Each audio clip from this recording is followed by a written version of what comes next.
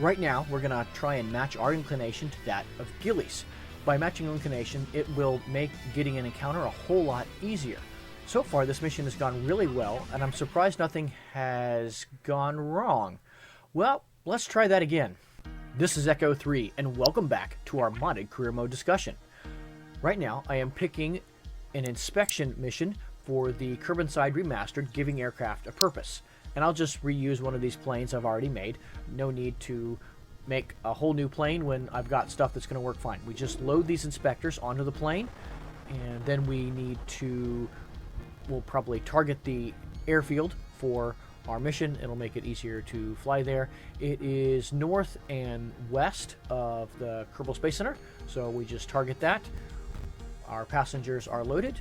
Now we just have to take off and fly there. I really enjoy Kerbal Remastered, giving aircraft a purpose.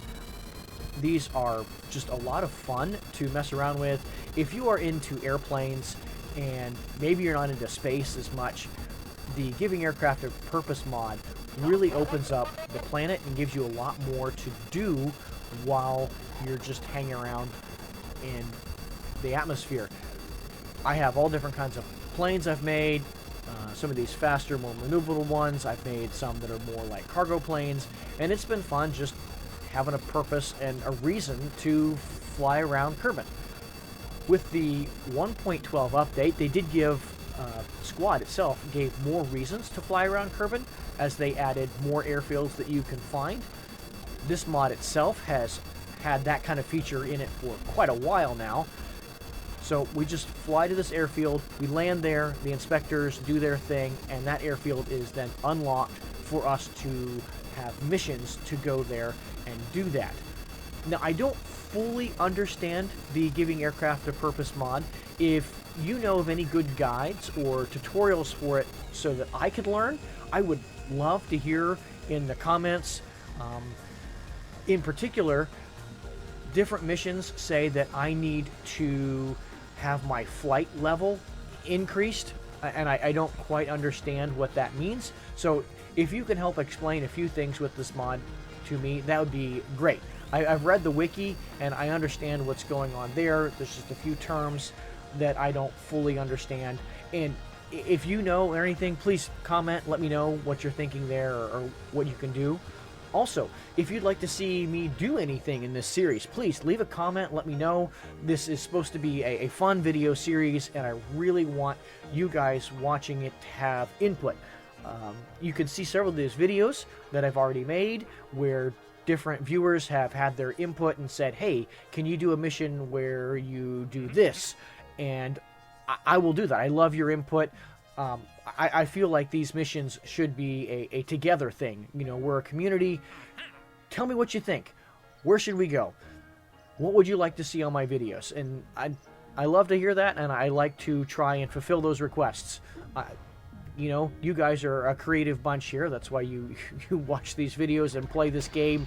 The Kerbal Space Program community is extremely creative. And it's fun watching what other people have made and done, and it's just a fun game. Right now, I have two contracts. One is to haul some tourists, and another is to unlock this other airfield. So we're going to land there now. Well, I'm going to try and land. I was coming in a little too fast.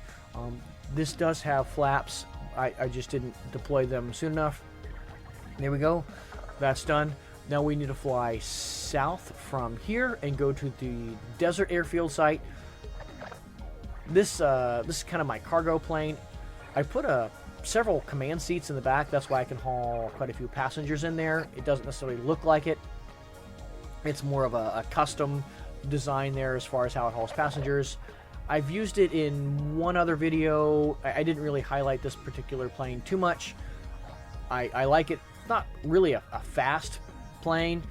Fortunately for you guys, I cut all of that out, and fortunately for me, I'm using the Atmospheric Autopilot mod, and I'm able to step away and do other things while the plane is flying to its destination.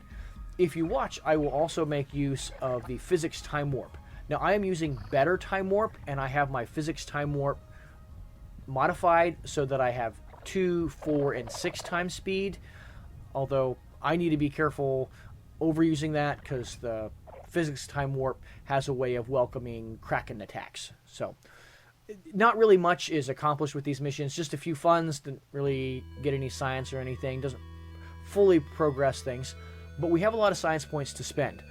And I would like to focus on some better engines, better fuel tanks here, some better solar panels, and a little bit better aeronautic equipment, some more science experiments down there.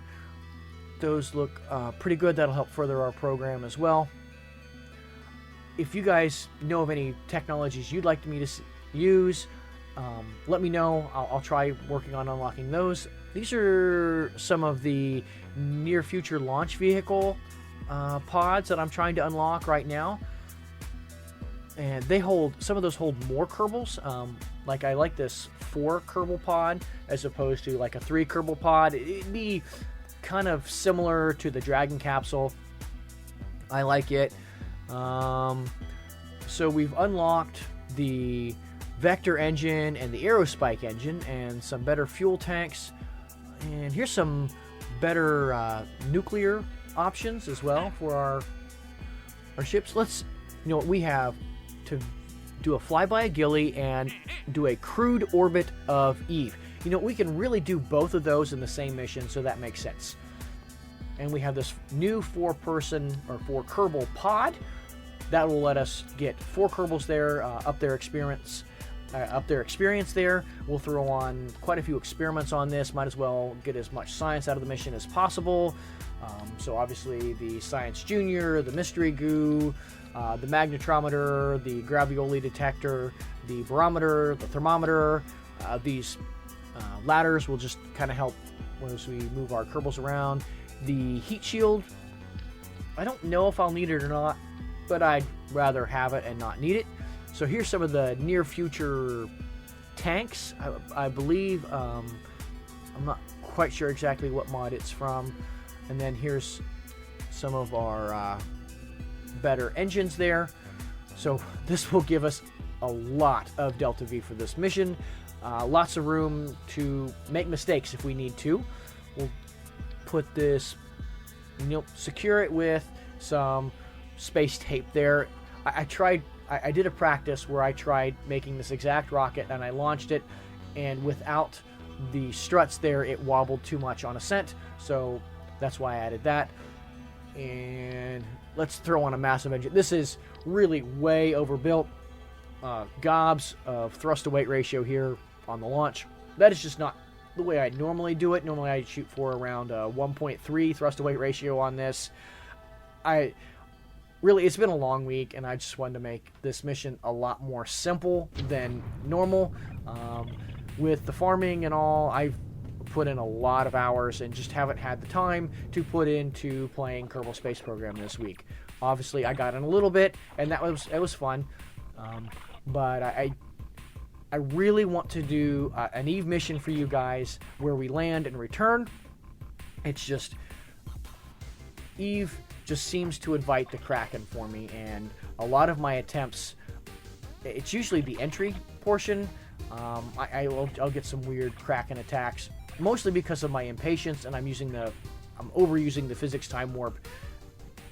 Anyway, so I used the new in-game tool to get this encounter with Eve, and it seemed to do a really good job as far as setting up my maneuver and finding a good transfer window to get to Eve. And we'll just do a little correction here to get a better orbit.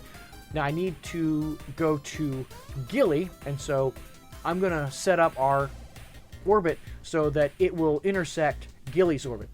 And Gilly, in the stock game anyway, has the smallest sphere of influence, the tiniest gravity, and it can be a little tricky anyway to get an encounter with it, just because its sphere of influence is so small, as opposed to something like Joule, where it's really easy to at least get an encounter with Joule. Whether you're trying to get into orbit or something else is another thing, but getting an encounter is actually really easy. Now we're going to correct our inclination here, which will better help us get the encounter here. Now I'm going to warp around, and what you're seeing me doing here, I'm really using a lot of my docking and rendezvous techniques here, like when I rendezvous with another craft, where I burn on the target side of the retrograde marker, which helped me get this encounter with Gilly. And we'll just actually go ahead and get into orbit here, and then we'll be able to gather some science around a few different biomes. Really, if we wanted, the gravity on this little moon is so low that we could take this craft and land. I think the thrust to weight ratio of this particular craft is around 100 on Gilly. I mean, it's not even 1 on Kerbal, but this is so low that we could easily land. I'm not going to mess with it. I'd like to just go back home and gather the science I've got. We've got quite a bit of science from up above at high space and around Eve, and the gravioli detector in particular can be run in every single biome that you're over, both in high space and low space, so we can get a lot of science from this mission, and we end up doing that. Now, the in-game calculator did not work very well for me going back to Kerbal from Eve, so I used Kerbal alarm clock and set up that, and that worked really well for me. And I was able to just burn prograde out of Eve, or burn prograde relative to its orbit around Eve, and got a fairly close encounter with Kerbal, and then a little bit of a mid-course correction here, which sets me up wonderfully. Now I'm just gonna go ahead and burn retrograde here around Kerbal. That should really slow us down. Didn't get quite as far down in the atmosphere as I'd hoped, but it is sufficiently down, and our orbital velocity is very low. I wasn't quite sure, with the heat shield being a little smaller than the craft, how well it would handle returning from interplanetary speeds. So I wanted to just use the last of my Delta V, slow down, and be very gentle on the craft, which we're able to do, and we're into the atmosphere just barely, but really it's going to let us slow down maybe a little bit more gently this way and have everything survive. All our Kerbals survive, and you know, we can even get a little bit of science. I don't think I've used the Science Junior in this particular environment before, so we'll go ahead and pick that up, and everything has gone actually pretty well. If you've liked this mission, please leave a comment. I am Echo 3. I will see you next time.